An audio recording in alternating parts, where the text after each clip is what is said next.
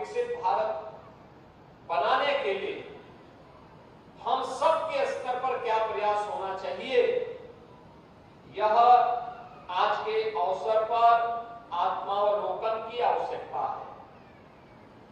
याद करिए, सरकार अपना कार्य कर रही है। केंद्र सरकार, राज्य सरकार मिलकर के अपने अपने कार्यों को आगे बढ़ा रही है। युद्ध स्तर पर कार्य हो रहे हैं, बड़े बड़े कार्य हो रहे हैं। कहीं हाईवे, कहीं रेलवे, कहीं एयरपोर्ट, कहीं मेडिकल कॉलेज, कहीं पॉलिटेक्निक, कहीं इंजीनियरिंग कॉलेज, कहीं डिग्री कॉलेज, कहीं आईटीआई, कहीं पर बेसिक शिक्षा के स्कूल, कहीं आवासीय विद्यालय, कहीं मुख्यमंत्री कंपोजिट स्कूल, कहीं कस्तूरबा गांधी विद्यालय, कहीं पीएम श्री विद्यालय, कहीं आंगनबाड़ी केंद्र, कहीं पर उद्योग लगा करके लोगों के लिए विकास और रोजगार के अवसर खोलने के कार्यक्रम, ये अनेक कार्यक्रम चल रहे हैं। लेकिन इसमें केवल सरकार की ही जिम्मेदारी है।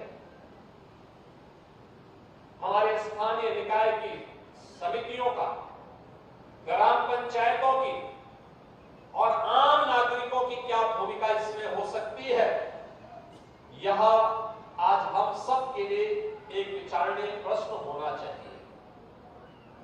जब यहां पे 940 करोड़ रुपए की परियोजनाओं के लिए हम लोग आज यहां पर आए हैं, तो यहां पे स्टेडियम, मल्टीपर्पज हॉल, इसमें एक football ground, kabaddi court, pavilion, cricket pitch, practice pitch, CC road, pathway, parking, ये सभी की व्यवस्था तो है ही।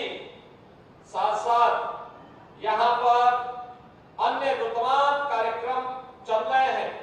चौक के लिए ही पीएम स्वनिधि योजना के अंतर्गत पटरी व्यवसायियों के लिए ठेला, खोमचा, रेहड़ी लगा करके जो लोग जहां तहां लगाते थे, उसके लिए पीएम स्वनिधि योजना में बैंक से कम दर पर उन्हें लोन दिला करके वे अपने व्यवसाय को आसानी से कर सकें, इसके लिए भी एक कार्यक्रम चल रहा है। और इसमें मुझे प्रसन्नता हुई कि 556 पथ विक्रेताओं को अकेले चौक के अंदर इस योजना का लाभ प्राप्त हुआ है। आप सोचिए, 2020 में 20 दिसंबर 2020 में आपका चौक नगर पंचायत बना और मात्र 4 साल में 3704 लोगों को एक एक आवास इस नगर पंचायत में प्राप्त हो गया। यानी 3704 लोगों को कोई कल्पना ही नहीं कर सकता। और यहां पे 4 आंगनबाड़ी केंद्रों का निर्माण भी हो रहा है।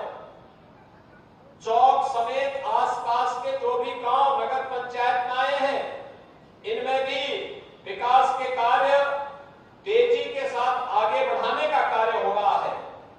और साथ साथ यहां पर अभी आपका भव्य भवन नगर पंचायत का बनकर के भी यहां पर तैयार हुआ है।